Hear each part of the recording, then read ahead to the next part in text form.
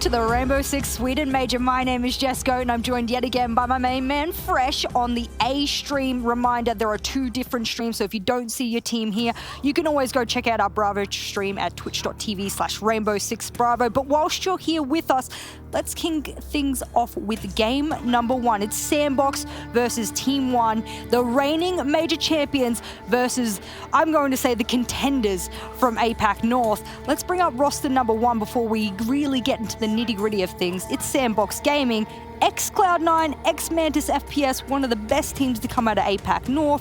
What are we thinking about this roster? They've looked absolutely solid all stage long inside of APAC North. Correct. Now, obviously, that is a domestic league. The competition here is just so much more fierce because it's international. If they can just apply that confidence that they've played with, do their stuff, I think they'll genuinely be fine. Obviously, they've got a very difficult opponent today.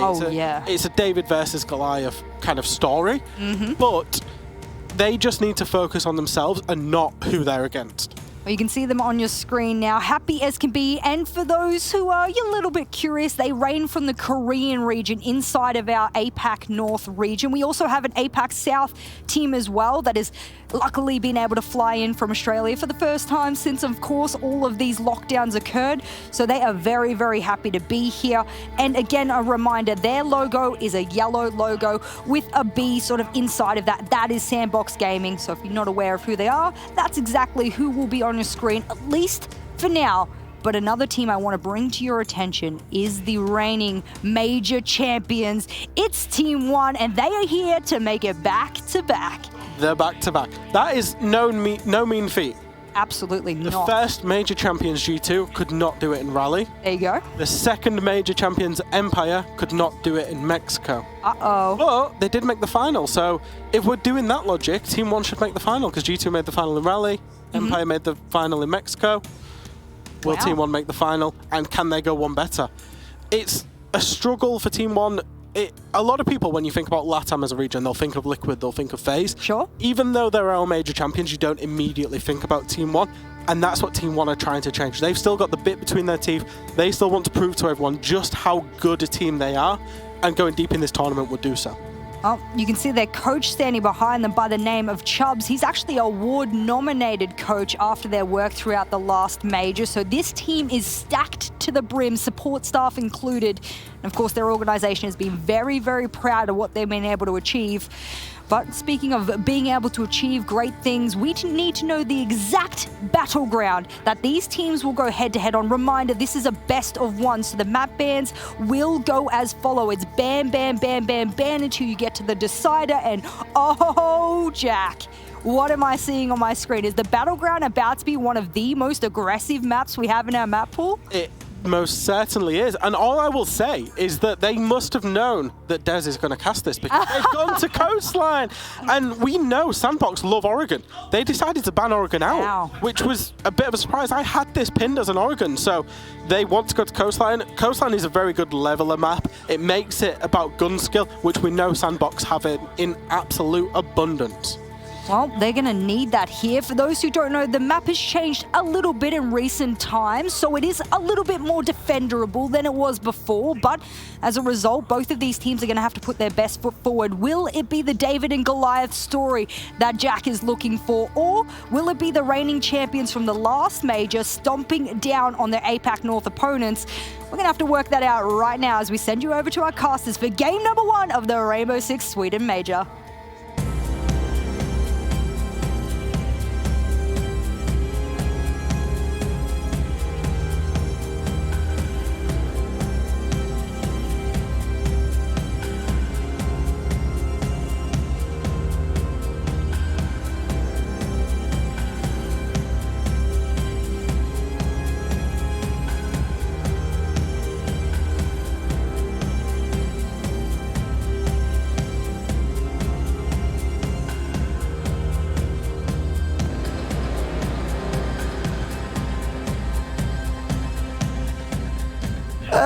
boys and girls, guess who you got to start your game off? It's me, Desertu, joined by Mr. Timothy Ace of Pyrite Lever. And what a game we've got, Tim. APAC North against LATAM on Coastline. Does it get much better? Well, I don't think it does, Des, to be honest. We come in, you know, we never try to have bias on stream, but there's a little bit of a divide between us stream. You know, you love your APAC North guys. I'm all about the LATAM lovelies, and we're coming in to a game with two of their absolute top teams facing off. Not only that, Des, but we're in Gävle. We are at the 6th Major Sweden, and it kicks off here and now. I could not be more excited. Oh, we were buzzing standing backstage a second ago saying, oh, it's all kicking off now. And the number of times in the last 24 hours we've walked between here and what's called the green room where we get to hang out. Spoilers, it's not actually green, it's a lie. Ignore the name entirely. But on the walkover we were saying, I just want to get started now. We're ready for it to get underway, and that's exactly what we're about to head into. But enough of our excitement and our gushing over a major being back. Siege eSports has returned. Team One versus SANDBOX. A team that, if you're not too familiar with them, you may have heard Jess and Fresh talking about them, formerly known as C9, then became Mantis. A team that had a knockout performance at SI is only the way I can describe it. Knocked themselves out of the group stage, but plus 29 on the entry. They showed they've got a lot to give, and it has been a rebuild of 6 months for them. The big worry for me is you're coming up against the previous major winners, Tim. That's a very tough team to have your first rebuild game against. And this is the problem. I know that Team One are coming into this tournament carrying a lot of confidence. As you know, it's not just about the fact that they won in Mexico. This Team One side, let's not forget, they're very new. They came together in January. This is a team that works and works and works. The progress and the success that they have seen already so far this year is to be commended, and they are confident that they can continue here because they have continued putting in the rich time. It is the only way this team knows, Des. It is the only thing they know to do is work hard, and SANDBOX, they're going to have to work hard today if they want anything out of this one. I think maybe 6 months ago, you'd have looked at a team banning Maverick on this map and said, are they trolling? Like, what are they doing? But let's not forget, VIP Wall is now, well, not VIP Wall, before it was VIP Window, is now known as VIP Wall, and teams will use that room to defend a lot in towards Penthouse and Theatre, or to lock down key parts of the map. That being banned away suggests you might see some Kaid coming out here. The Thatcher's banned away, the Kaid is not, the Maverick's been taken away. Everything is pointing towards some wall denial in this game. Valkyrie, no massive surprise, and Mirror on a couple of these sites can make them an absolute haven for the defenders. We'll see how things kick off with Hookah and Billy as the first site we're heading into. It's SANDBOX starting on the defense, Team One choosing to start on the attack. And I can't believe I'm able to finally say it, Ace. Round number 1 of the 6th Sweden Major is about to get underway. Here we go. We're about to load in to that first site. Team One coming out on the attack. SANDBOX, they're going to have to look sharp on the defense here. We know that the attackers have a little bit of joy on Coastline, normally speaking, and I don't think that's going to be any different here today. SANDBOX, I think they're going to be very happy if they can tie up this first half 3-3, if I'm honest. If I'm trying to look at what the expectations are going to be over the next there he is to kick off. It's the boy, Medics, it's the boys, it's the dream team back together. Love to see it. And I mean, we could already be heading for overtime, Des. We've got a bit of a record in EUL between me and you casting, Medics on the observing. We can't figure out who's causing it. You gave him fair warning. You said, just so you're aware, Medics, it's us two. When it's us three, Coastline. for some reason, those overtimes seem to drop. And I honestly think that we probably are going to be in for a close game here. I'm not getting carried away just yet, talking about it going the distance, but I think this is going to be closer than a lot of people might think. We watch SANDBOX regularly. Yeah. They've had a roller coaster of a year, but they are certainly back on a peak after stage 3. Absolutely. And I spoke about the Kaid a little bit in the operator ban phase. You are indeed seeing it coming out and being used in towards the VIP wall. Again, very, very good place to try and slow down the usual typical entry spots for attackers on this map, which often will be towards Penthouse and Theatre, getting the bathroom hatch, stepping your way in. But the pressure is coming in early on from Team One. Shyle lucky to be alive here on about 20 HP or so. Envy looking to contest his way back inside of Sunrise, where the push started to come in from. It's Alamau leading the charge. Brazilian Pengu, as we've called him at point ace. Again, one of the only 2 players in the whole world to get more than 100 kills in all 3 stages this year, and I'm pretty sure it will surprise no one that Shaiko is the only other player to join him in that accolade. That's it, and you can't really understate just the level of consistency that it takes to be doing that. You know, there's other players that have got over 100 kills in a stage, absolutely, but there is only 2 of them that have managed it in all 3 stages. And Alamai, we know he's going to bring the Thunder in this one, but bringing the Thunder immediately is Neskin there, just raining explosives from above onto Nova, and that's going to be our first kill of the 6 Sweden major here on the A-Stream, Des, and it's Nova that goes down, advantage Team 1, and we're not even at the halfway mark yet. You can see Team 1 starting to set themselves up as well out towards this hookah balcony. The members of SANDBOX now paying a little more passively, but the angle being held. Shyle, no idea that was going to come in from KDS, finds himself down, but not out just yet. May find himself a chance to get rezzed up. Harper finds one back in for his team. The 4 versus 4 ensues, but Shyle still temporarily down. The E1D rings through. Static into a second in the round. It's a good bounce back for the side of SANDBOX. What can Team 1 do from here? SANDBOX fighting back well there to get themselves into it. Effectively 3 versus 3 here, but as the man goes in, Levy's got the watch. Envy Taylor shut down as he tries to pick up Shyle from the Cool Vibe stairs, just baited beautifully from Team 1 there. That gives them the advantage once again, leaving us effectively 3 versus 2 now. They've got an age of time left as well. There's 45 seconds left to go with only 2 defenders realistically to deal with here. There is every opportunity to get in, and Shyle, his light is going darker and darker, Des, as he slips away. There he goes. The kill rings up for KDS. There's a potential to get a diffuser down here for Team 1. That's exactly what they're going for as well. Great read from them to say they know that we're holding in Sunrise. Let's move down south, and look, they have no idea what's going on. C4 comes out, doesn't connect. Alamau hits the deck. 2 versus 2 in the post plan. There's 40 seconds remain on the clock. Levy finds one. It's a 1 versus 2 coming in for Harper, and it's a big ask for any player coming up against the previous major champions. But I say that, finds himself a triple. It's a 1 versus 1. Levy, Harper, who's going to be the one that nets their team round number 1 here at the Sweden Major. He's holding tight, sees the man, but he was sprinting. Levy finds the kill. Team 1 open things up in round 1.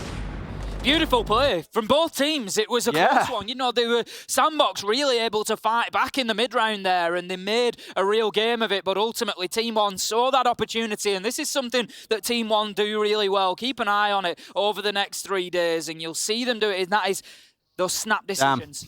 Now's the time to go. Now's the opportunity to get that diffuser down. KDS straight in, bang, down it goes. And it was well played. And I've also got to give a shout out to Levy at the end there. He played that beautifully. Got himself out onto Aqua Balk, and if you notice, there was a couple of things that he did in that plant situation. First of all, E1D scan comes in as the diffuser starts to go down. It's a simple thing, but it's an effective one. It prevents the defenders moving, or if they do, it gives their locations away. It helps you get that diffuser down on the ground. But not only is it about the pings, Des, it's the noise. You start covering up that audio clue that the diffuser is going down as well. So a great timed scan from Levy coming in, but then gets himself out on the Aqua Balk in the post plan. And if you notice, what he was doing was just raining his utility in, just bouncing it off the door frame, just sending the flashes into Aqua, just burnt himself another 5 to 10 seconds before he moves in and makes that final challenge. It was just really nicely played.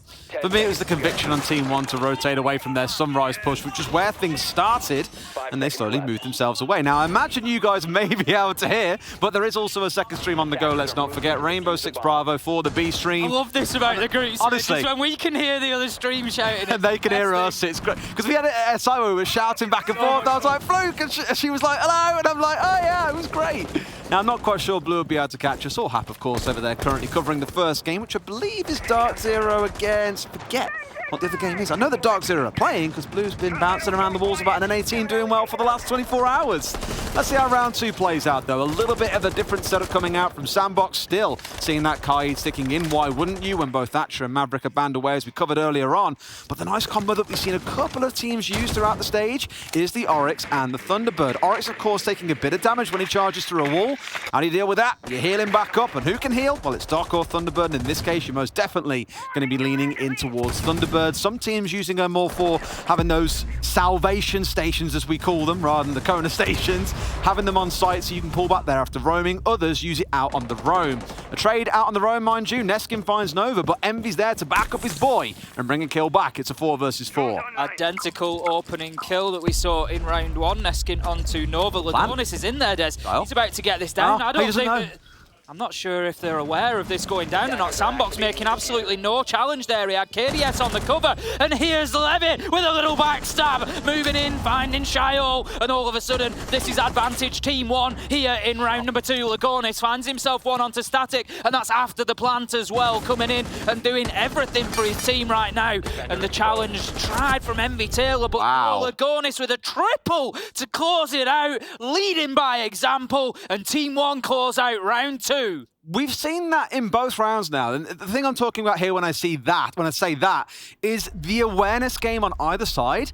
SANDBOX in several gunfights have had no idea where Team One are coming from. They're being pushed and they're like, oh, where am I being shot from? Oh no, I'm dead. Team One just seem aware of where every single member of SANDBOX is. When they're pushing back in kitchen, when they're peeking the vertical angles, when they're coming in through lobby. Outside of these traded gunfights, which shows a bit of composure on SANDBOX's side, Team One are just like, we know what's going on. We know what needs to be done. We know where we've got to take the challenges, and it's as simple and clear cut as that. Another wonderful round for the LATAM side.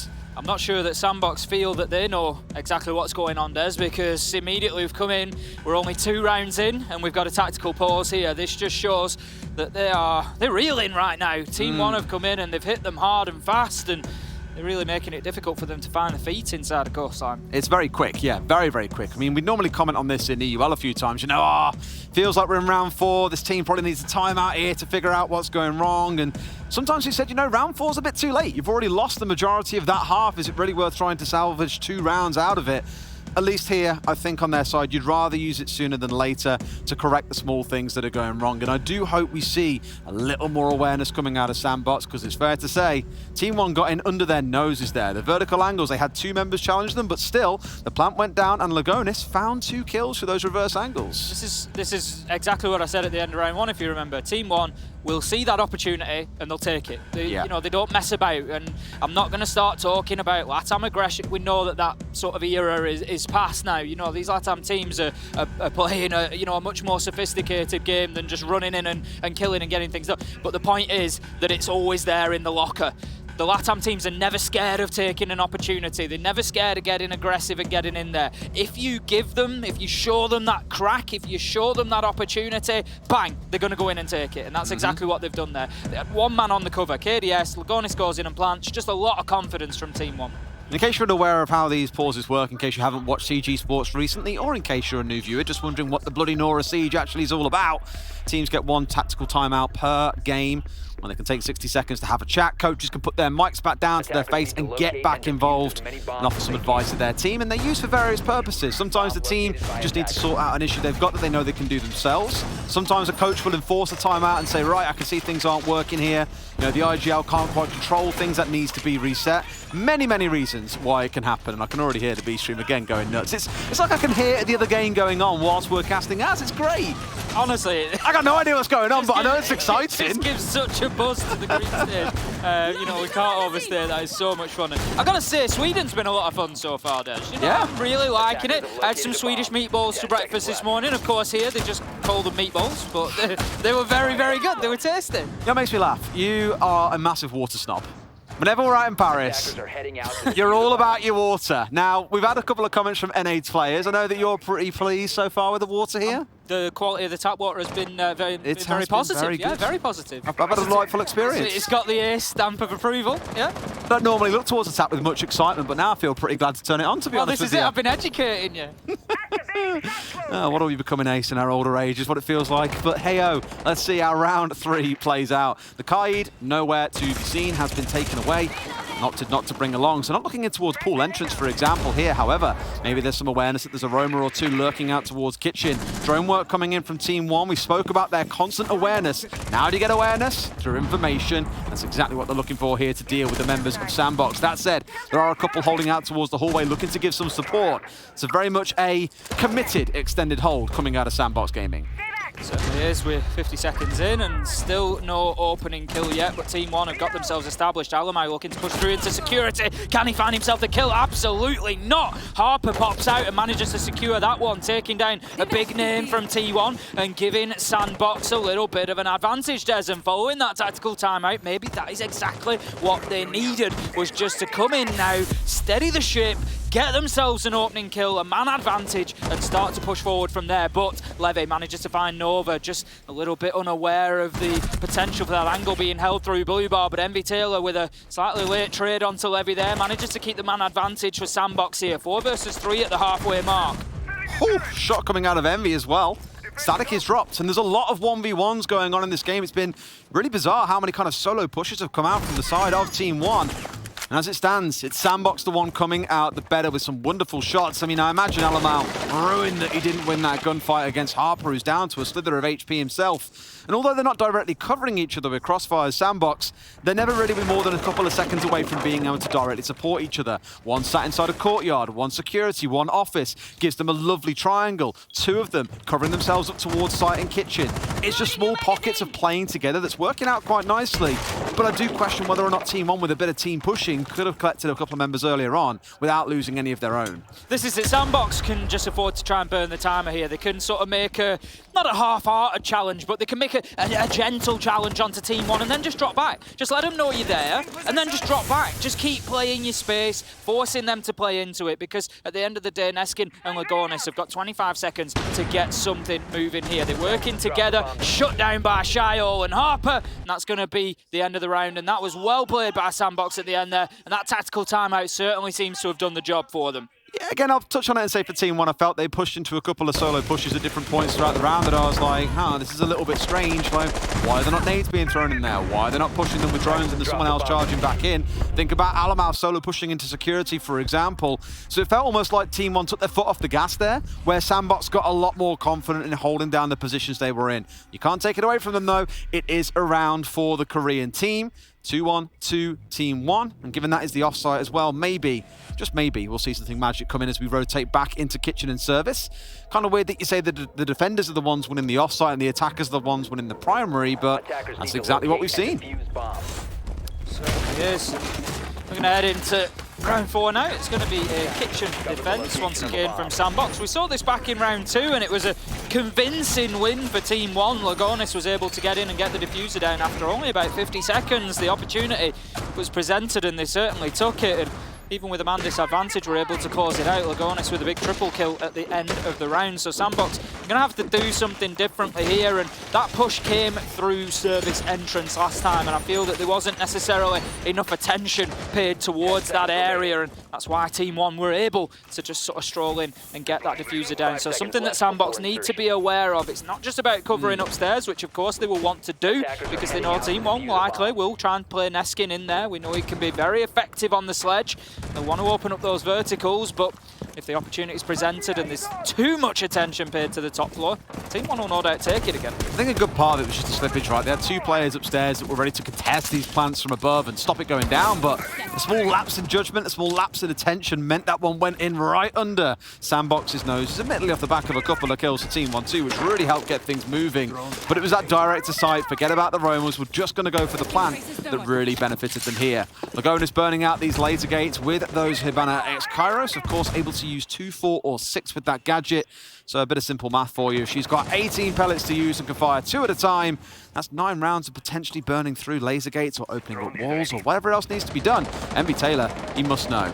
He must know that he's laid down and really wants to go for it. Here he comes to stand up as well, but Lagonis is just better. Don't lose. He's on one today, I swear. Him and Levy are having a field day. Alamau gets himself on the scorer as well, with Charles falling down. A 5 versus 3 inside 60 seconds. Lagonis just having that bit of information there after Envy Taylor stepped out. It just gave him everything he needed to know where the man was. But the reason I say Envy Taylor can't lose that is because Lagonis stood up. He was led prone and he went through that animation of standing up and still managed to make that challenge successfully. So Envy Taylor more than likely kicking himself for that one. Team One find themselves 5 versus 2 here at the halfway mark in a round that you would have to say is done. If Nova exposes himself too much here, he's going to find himself taken down. Levy does manage to make the challenge, but Lagonis is getting that plant down as we speak, just inside the kitchen window. Can Nova make the challenge? Absolutely not. KDS once again, Des. How many times have we seen it now? Covering for Lagonis as the plant goes down. Again, well positioned, well played. KDS finds the kill. The last one comes in. That's going to be another round to Team One. And I think there's going to be a lot of teams looking towards Group B here and thinking that Team One, they look scary once again. Travis was like, hey, don't forget me with that fist bump. Come on. If we got there in the end, it's, I don't know. The only way I can describe that round was Swing City. Like, look at everything SANDBOX were doing, whether it was swinging on lobby, whether it was swinging out Hall of Fame. I don't know. I look at that and I understand it's a limitation of the playstyle, right, of wanting to play this aggressive, but it's almost uninformed aggression. He knew someone would be out there, wasn't quite sure where they were, and you're risking everything by revealing yourself outside the map and almost using it to try and get him to stand up to take the gunfight against you. It's a lot of confidence, and relying on that gun skill is only going to get you so far. And I wish I could turn around to SANDBOX and say, hey guys, just rein it in. Let's not swing so much. Let's play these rounds out a little bit slower. Make Team 1 sweat, as we've seen them try to do previously, and play off the intel. Like when Alamau got fragged outside of security. It was off the back of some alibi information.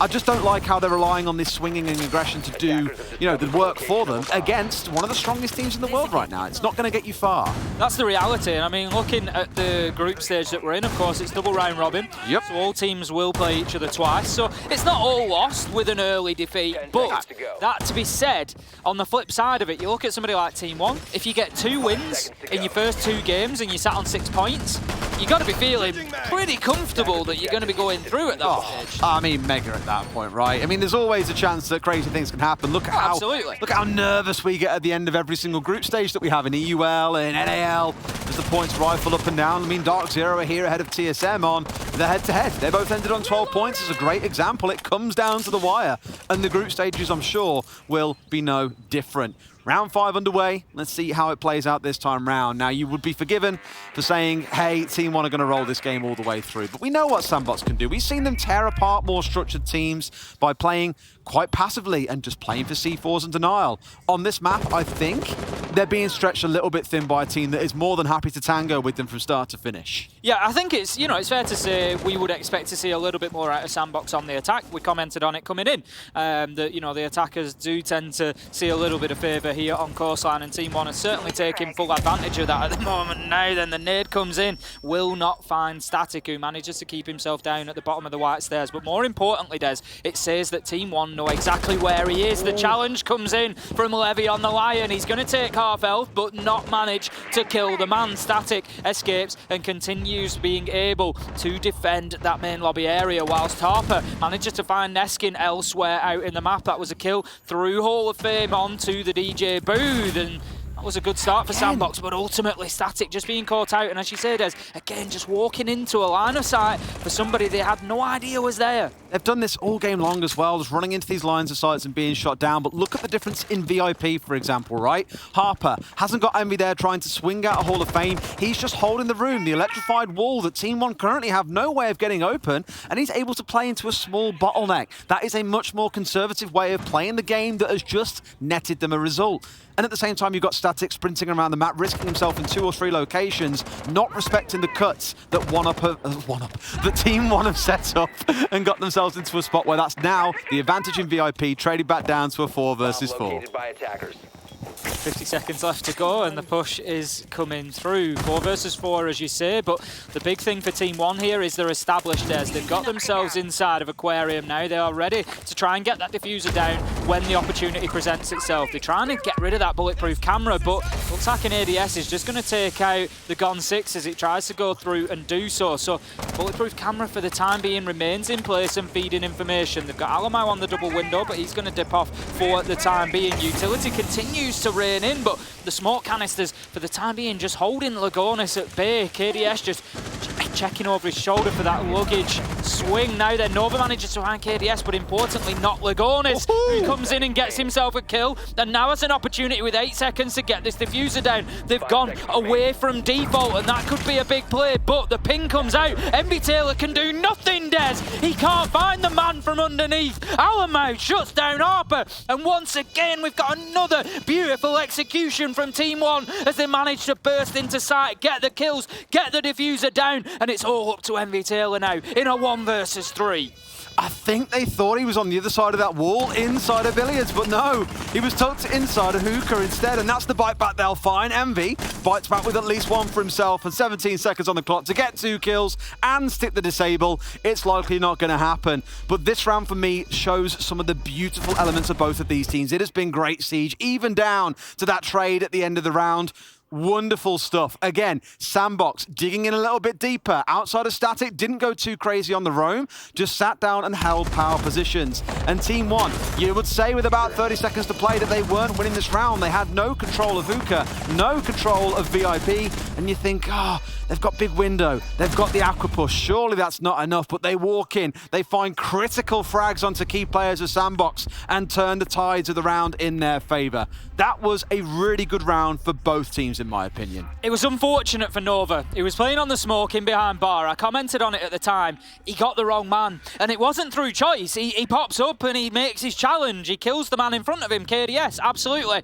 But he was just a fraction of a second late, because what had happened, the horse had already bolted. That was the issue. Lagonis was already past that point. He got himself further into sight, so it was then an easy trade for him, and that left the opportunity to get the diffuser down. So if, Nova can pop up and make that challenge half a second sooner, and Lagonis is the man he gets, then there's nobody following him with the diffuser. KDS then maybe has to dip back. Things may well have been a little bit different. But we stand at 4-1 after 5 rounds. Team One really laying a marker down now. The other two teams in Group B, Dark Zero and Vitality, are currently playing it out on the B-stream. Des and I have absolutely no idea of the score over there at the minute, so we see how that all shakes down when we get to the end of things here. But right now, Team One, they're looking pretty good to sail to the top of Group B at the minute. There's always that strong temptation to just shout "Hap or Blue" at the top of my lungs and ask them what the score is. What's going on? They'd tell us. They'd give us a good shout back, I'm sure. Maybe later on if we're that desperate based on the amount of screaming that we hear, but it has been subdued for a couple of rounds over there. This one, though, is heating up to a fever pitch. Again, that round for me, for my money, was the best we've seen from both teams in terms of equal competition. But Team One just showing that even though that crazy, wild LATAM playstyle may have settled a bit in the region, they're still more than capable of being the best gunners in the world. Static has been seen out by the drone. They know that once again he's isolated inside a kitchen, with Envy Taylor providing some support coming in from the hallway. They know that to cut off the blood supply going into kitchen, they need to remove the player that's either sat inside of Sunrise to give him cover, or the player that's extended in towards the kitchen hallway. If they can do that, Static could be a dead man walking. Lagonis using those Rotero drones to start clearing out the utility to force the man away from bar. So that's the deployable shield gone. Neskin established upstairs on the sledge as well, starting to open those hatches and vertical angles. We've got the Malusi for the time being of Static, as you say, just holding on in kitchen, but he's going to be challenged before too long. Alamau just holding the angle. He's stuck here, Des. He cannot move across whilst Alamau is there. Levy finds an opener onto Harper, and that is, we've commented a couple of times from the SANDBOX side saying, they've been getting caught out, they've been moving around, not knowing the players are there, but I've got to put it onto the flip side and say Team One are actually watching those angles and setting themselves up fantastically. Their information game is on point here. They know where the players are, they hold the lines of sight, and they just don't allow them the freedom to move. Well, Envy gets himself back up as well, really going down in the kitchen doorway, not the play on his side there, especially after they'd already lost 2. But back on his feet, a 3 versus 5 ensues. Neskin, the patient snake holding off towards the big window, finds himself a kill after being there for what feels like a lifetime, but strikes with some deadly venom. A 2 versus 5 underway, and for SANDBOX, it goes from bad to worse. This one looks to be a win coming the way of Team One. 50 seconds to play with. They're trying to force Nova once again into the angle. He's got the wrong gun out here. He barks from distance with the Titan killer, but that Titan remains standing. Alamau down to a slither of HP, and Envy Taylor, the res man, walking with 20 HP left in a 1 versus 4. We know how these rounds tend to conclude our ace. It's of course going to be another win for Team One, and I've got to give them so much praise for that beautiful execute onto Static. Some, commendation given to Static for holding still for so long, but they had service entrance, they had kitchen doorway, they had the window. Everything was set up. All they needed was to make him move from behind that wall, and that's exactly what happened from above. When it got opened up, he got cold feet, he ran, and straight away ran into a line from service entrance, from kitchen window. It was just beautiful. Now, against other teams, you might find that you can't do that 2 or 3 times in a single round because they spent 90 seconds doing that. But what an investment it was worth, because Envy Taylor swung to play for the trade. Not a great idea, as it turns out, and they got shut down. So if you want to see how LATAM can be coordinated, can compete with the best, and why they're not just that frag-heavy region, look no further than round 6 of day 1, game 1 of the Sweden Major. The thing is, kitchen can be such a power position when you're attacking into Sunrise and Blue Bar. Absolutely. It completely cuts down the rotate back into Sunrise, nobody can move out from behind bar, and it can be a really valuable position, and that's exactly why Static was playing in there. So Team One, absolutely throw men at it. You know, 3 men used to get that kill safely as well. You know, all you've got to do in your mind at home is just picture Kitchen as a room and just draw a line from where Alamo was down to the bottom wall, draw one from Kitchen entrance, sorry, from Kitchen window across to the quad wall, and already, just in your mind's eye, you can see that he's Static's we need a pen tool, because Medics has just set us up to look at it. Static's just painted into a corner at that point. As soon as he moves out of that small area at the top of your screen, he's dead, he's done. That is it, it's over. And it was 5-1 to Team One. We're heading to round 7. Could this be the changing of fortunes for SANDBOX? They've got the change aside. They certainly needed something, Des. Will attack prove more successful for them? It's one of those where it goes one of two ways, right? SANDBOX either completely collapse on the attacking side and haven't got the coordination that Team One did. The patience, I think, is the big thing I could say about this game. Team One have been a lot more patient in every single round. And sure, in 1 or 2 of them, it lost them 1 round. In another, it led them having to clutch up on site and get 2 or 3 massive kills to close the round. But it has worked out for them in 5 rounds, and that cannot be ignored. SANDBOX, the ones who look a little bit skittish, I'd wager. Coming up to the minute mark then, SANDBOX trying to get themselves inside of the map. Not quite there yet. KDS is going to continue to play inside that kitchen area, just barricading himself in there, so he's going to be aware of any approach. Can't be challenged none too easily by anybody coming in from service entrance. Now Static, he's got himself inside. He's able to push through into Aquarium. So this is actually good progress for SANDBOX. They've got themselves established in Luggage and Aquarium. That's usually the beachhead that we see teams aim for to try and think about getting the diffuser down, but still aware of the players underneath. The question is, how aware are they of KDS, who has a Nitro in hand? It's not just the Nitros I'm worried about, it's the difference in style from both teams, right? Like, we haven't seen Mute and Mozzie be a thing for SANDBOX. We saw Kaid a number of times, but Team One are saying, look, deny them the information, make them nervous, make them panic when they can't find out what they need to find out to operate, and see how they do from there. And equally on SANDBOX's side, lots of kind of intel gathering, lots of anti-roaming. You've got the Nomad, you've got the Jackal, the Yana for information. You're just seeing the different blend of styles here clash, and that's what I love about big international events, is seeing how teams approach the same problems differently, in some cases creating new problems altogether. Nova's going in for a plant, though, in this 5 versus 5. Surely that C4 that we alluded to earlier on comes out. Did it get shot out? No, it connected on the wrong side of the bomb. They're going to stick the plant and find the entry. Great start coming out for SANDBOX. And Team One, it's panic stations. Time to find an answer, boys. Exactly what SANDBOX needed on their first attacking round here, was getting that diffuser down successfully. All they need to do is hold on for about 25 seconds now as the time is ticking away. But Alamo, he goes in, Des. Is he going to have sufficient cover? It's 4 versus 5, 4 versus 4, but there comes the important kill. Harper gets Alamo, Nova, Shyle finish it off. SANDBOX get their second round, and it just looks like the attack might be what they need. That one I'll chalk up to a big plus for SANDBOX. Yes, it's a round on the board, but to get a plant down in a 5 versus 5, there's always got to be something that's going wrong. If your reliance is on a single C4 to stop a default going down, there's going to be an issue, as we saw as it descended down into a 5 versus 5 in the post-plant situation. No push coming out of the side of Team One. Rattled and scattering back up towards Cool Vibes, it looked like, as that plant was going down. Well played by SANDBOX. Again, for Team One, it's only 1 round to at least guarantee they get us through to overtime, though. And I don't know, something just tells me we're not going to see change rounds back-to-back for SANDBOX here, based on how the game has gone so far. Going to be Blue Bar and Sunrise this time around for round 8. Team One deciding not to go for Hook Billiards again. They're going to move on immediately and just try somewhere different. And that doesn't surprise me. They've got themselves a nice score advantage, but what they don't want to do, Des, is let this one run away from them. They don't want to get stubborn and keep losing the same site and all of a sudden find themselves only 1 or 2 rounds ahead. And if they can get another round locked down quickly, a nice successful defense, it puts them on the match point and it really drives them towards that first big 3-point win in Group B. Medic, can we take a look at the bomb inside of Sunrise a second? I think there's a jammed drone just inside of it. Oh no, he got up on the roof, I think, instead. So I saw him drive it in and I was like, no way has he just jumped that straight into the jammer, but no, it is on the upstairs. It's just floating through the ceiling. Wonderful. We got a bit of information, at least on the upstairs in that case. There's not much they can do because of the jammers that are scattered around, but they at least know what the plan is here. They know where they've got to start. They know where the side of Team One has set up and what it is that's been set up on the way through. I'm always really keen to keep a close eye on that drone counter at the top left corner of your screen to see how fast that intel is whittled down when there are things like a Mute and the Mozzie on board.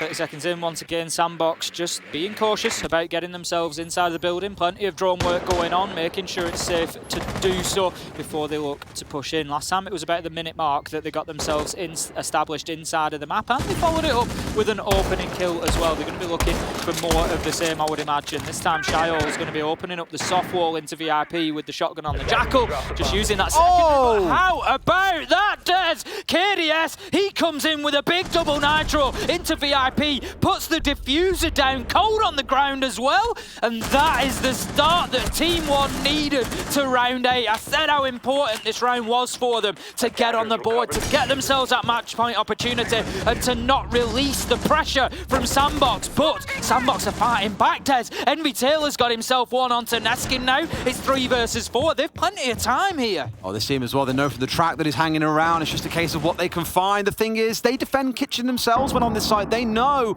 how pivotal it is when they have the Malusi playing there, holding on to the C4. Yet they've just walked straight into it. Maybe a little bit too keen on trying to get vertical control. I don't know. But that is a massive disrupt coming out of KDS. 4 versus 3 as things slow down for just a few seconds. Alamar almost losing his life there on the Echo, but still standing, at least for now. Him and Levy down to a slither of HP. A couple of bullets go flying here, Ace. You could find 2 or 3 bodies on the floor. Potential, importance of that KDS double is not just the manpower, it's the fact that Nova's gone down as well, the only hard breach option. Don't necessarily need the hard breach to this site, but it does make it easier. If you want to get through the office wall, if you want to open up from pool entrance in behind the Sunrise bomb, you want to get that line of sight to force any defender out of there, you need the hard breach to do it, and they're not going to have the option of that. So they're going to have to work in through single doors here, and that could be a little bit of a problem for SANDBOX, and it's a problem, Des, that they are heading headlong into with only 20 seconds to go. Envy's in lobby, one's in office, one's up on hookah balcony. This is so scattered from SANDBOX, and I want to know what the plan is. They've basically chosen with 30 seconds to go to completely reset their push. They find one, it's a good kill coming out, but there's still 3 left alive. Alamar finding one back. Plan's got to happen somewhere, but they don't know about Levy off to the side. It's a freebie for him. A trade coming in. Envy finds a 3K, but there's only 3 seconds on the clock. We know that you can't win a 1v2 in that time in most cases. Team One moved themselves up to match point.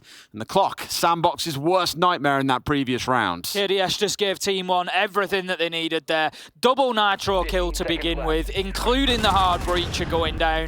It really did just give them the foundation for the round. SANDBOX made a good effort of it. They got it back to 3 versus 3, but ultimately it was just too little too late. They didn't have enough of an opportunity to find those kills that they needed. It was the time for me. I mean, look back in the first half. I forget the round that we saw it, but think back to Team One. Once they found themselves a kill from Sunrise up towards Cool Vibes, attacking into hookah and billiards, they didn't carry on with their north side push. They rotated everyone out and moved instead towards Big Window and pushing in from Aqua. It was a total strategy change with about 50 seconds on the clock. SANDBOX, I feel, dilly-dallied a little bit there about the 60-second mark, weren't quite sure what to do, and thought, you know what, 30 seconds left, let's go and full clear the south side of the map. Not really something you've got enough time to do there, so I would put that down as poor time management on SANDBOX's side. Good composure coming out of Team One, and we touched on just how vital that C4 out of KDS was.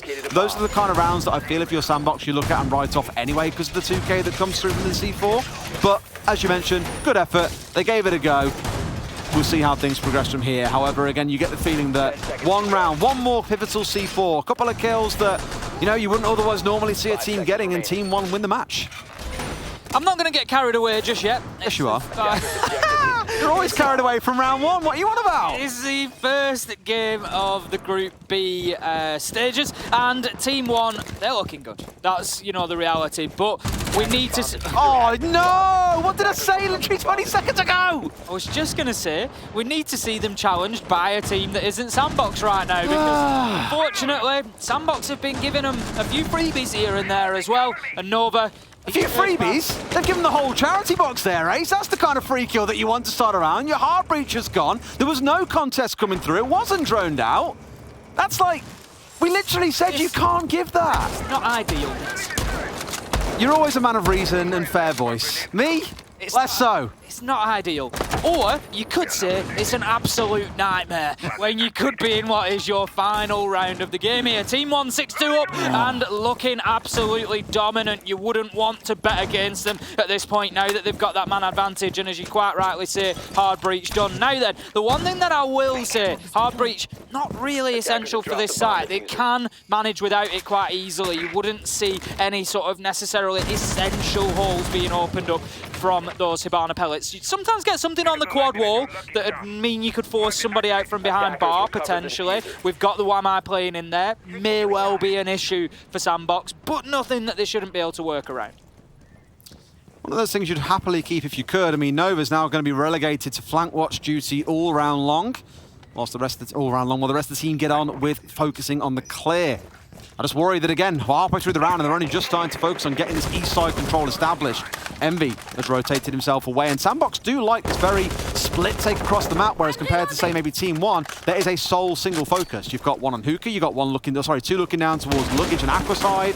You've got Harper doing God knows what on the south side, and one currently set up inside of VIP. It is very scattered. It can work as long as you're confident in winning your gunfights, but we've seen how things have gone, and I mean, crouch walking through a hole you've just opened like that, maybe not the kind of play you're looking for. There's one inside of Office, one inside of Sunrise, and Neskin, he waits and he strikes at the right moment. Harper taken down, a bit of lazy drone work on the side of SANDBOX. You might wager, even with 9 left on the field, a 5 versus 3, and surely for Team 1, this is where they really take the knockout punch into SANDBOX. It certainly is. I mean, you know, how many times have we seen that in this game, Des? It's something SANDBOX are going to have to work on quickly. Their players just running in to the line of sight of somebody from Team 1, not even making a challenge and just hitting the... We've been here before. Been far too often. Shayo just trying to make any challenge he can from that VIP door. Neskin on the roam. He's going to catch his man here. He sees the Iano. No, can't win out the fight, but it doesn't matter because KDS, Alamau, they managed to find one apiece. Neskin ultimately gets it shut down, and that is going to be a flawless finish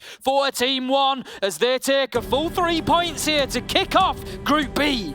Just very, very comfortable for Team 1, and a resumption of form, I would wager, from what we saw back at the Mexico Major.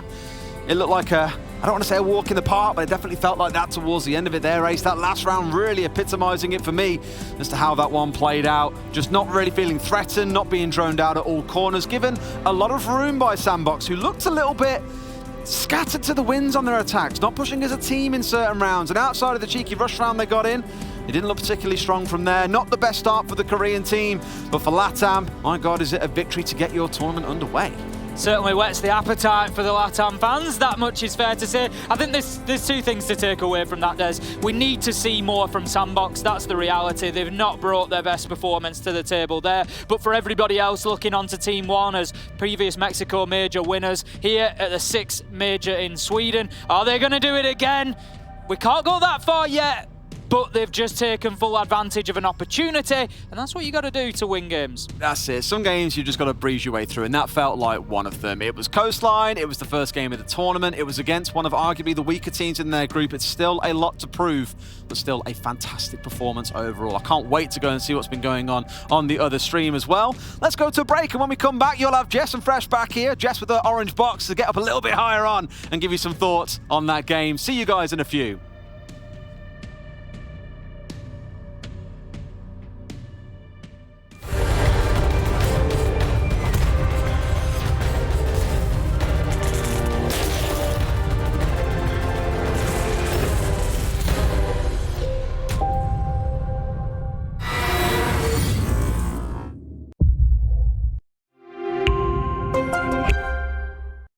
What does it take to create the future of a gaming community? Join us on this 4th episode of I Call Next as we discover how to level up gameplay and reset the expectations of an entire league. PayPal. Press play.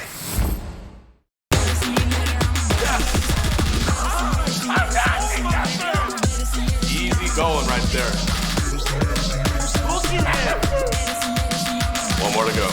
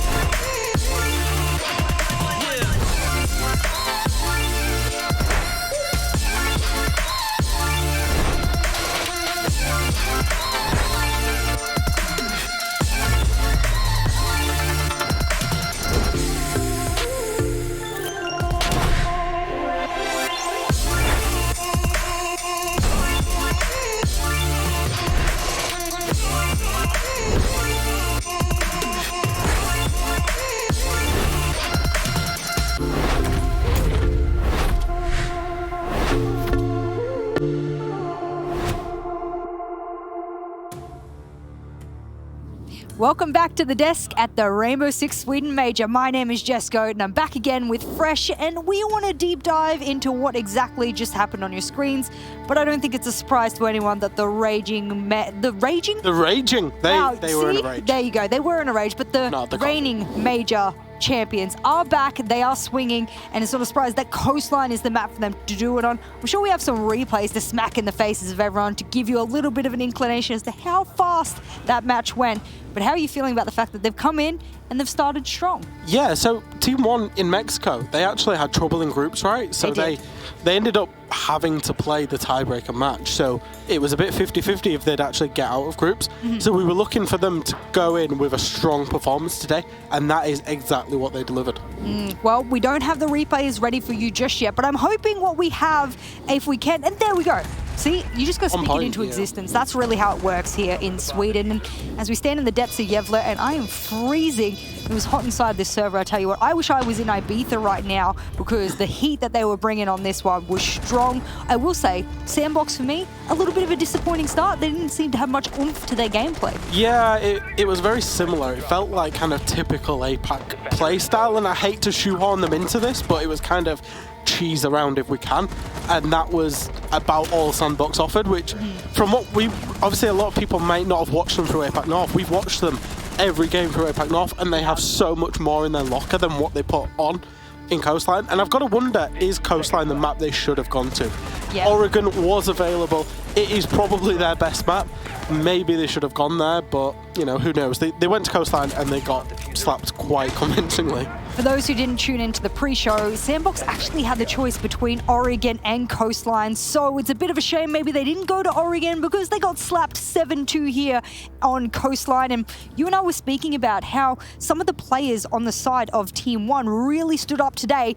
I got to point out the 100% coster on the team. Look at him, it's Levy. He didn't cost anything except an entire win here, 12-4. The KD was popping for him. Mr. 100%. That's a pretty good nickname for him. Yeah. And it just goes to show the relative strength of Team One. 6 months ago, you fought Team One, you thought it's the Alamau show. Yes. Now, there is a full, balanced team. Anyone can turn up. They all went positive, just about. Neskin with the 1 KD there. They all played well, good on entries.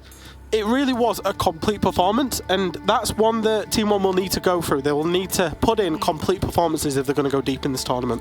When I was in Mexico, I had one criticism of Team One. Can they be a team that not only guns, but can get that diffuser down and play a very effective post play? Look at the middle of your screen. Those little cute little briefcases, they're not the suitcases that they took to get here inside of Gävle, Sweden. That is them getting the case down and playing objective in each and every one of those 4 rounds. There was also a time in the 8th round there, which meant that they were playing the time game as well. Is Team One doing everything now? Are they a well-rounded team, or is it too early to tell? It's too early to tell. Understood. The relative strength of the opposition it's just too early to tell. Team One, you know, for all intents and purposes, could have turned up and beat them by just gun skill today, because SANDBOX just didn't, unfortunately, turn up. The next test will come when they come to play a European or a North American team, because those kind of regions are stronger. Dare I say it, I believe those regions to be stronger, and I think that's where Team One's tests will come. They've got over the first hurdle, is what they expected to do, and fair play, well done for doing so. Well, that is our very first match here on Stream A, and just remember that all of our standings that we are bringing you throughout this will be for both of the streams as the matches progress. So if you're afraid of spoilers, do the thing where you cover your eyes and whatnot, because we are going to be bringing you the standings throughout the day. Speaking of, considering that we've had 1 match on the B stream and 1 match on the A stream for this B group, we can absolutely accidentally give the spoilers a little bit too quickly. So if you weren't prepared, too bad for you. Team Vitality smashing DZ. Was it 7-1? 7-1. And it could have been a 7-0 as well. It could have been, but not a P4 clutch, I believe. Do go back if you did miss that. It was a smashing game on Bank that DZ and Team Vitality went to. The French squad looking to be a powerhouse, at least in their game 1. And same can be said for their rivals inside of the B group of Team One. We didn't really pit this to be one of the groups of death per se, but it's definitely looking like it's a lot more challenging than people had it, I guess, before we jumped into the major. Yeah, I'm super looking forward to seeing Vitality against Team One there as well, because both teams put on a bit of a show in that first game for us. Well, if those first games are anything to tell as to what this entire group stage is going to look like, it's going to be a banger. But for those teams who don't have any points yet, don't worry. We'll be back with more of games for them throughout the day. They play 2 games a day for the next 3 days, and that will round out their group stage. So you better hope your favorite team gets those points nice and quick, because before you know it, we'll have the top 2 teams moving on from each group to the playoffs. When we come back, we have more games to show. Don't go anywhere. You can farm those drops while you wait.